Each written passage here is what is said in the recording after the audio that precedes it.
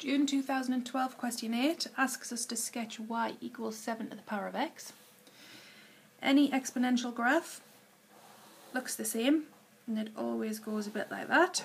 It always goes through 1 there, because when on the x-axis, so that's the x-axis and that is the y-axis, when you substitute x equals 0 into there, 7 to the power of 0 is 1. So anything to the power of 0 is 1, so it will always go through there.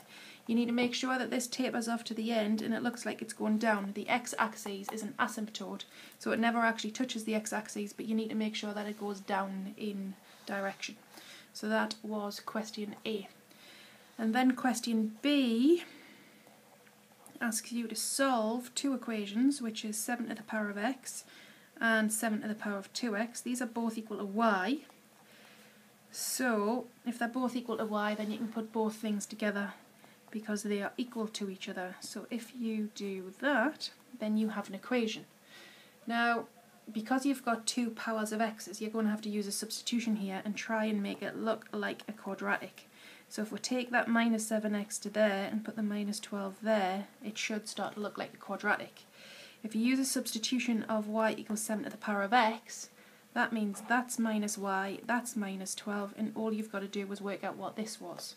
7 to the power of 2x could originally have been 7 to the power of x times by 7 to the power of x, because when you times indices, you add them.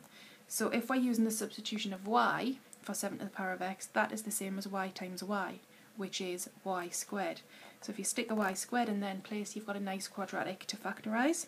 Two brackets, you need a y and a y, you'll need a 4 and a 3, and to get a minus 1 it'll have to be minus 4 plus 3, which means y is minus 3 and y is 4. Now the question tells you that they intersect at exactly one point. You need to state the y coordinate of this point.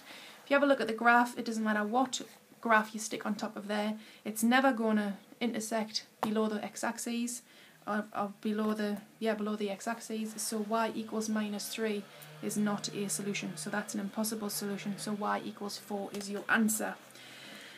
And then question 2, B part 2, asks you to use logs to find the x-coordinate of C1 and C2, giving your answer to 3 significant figures.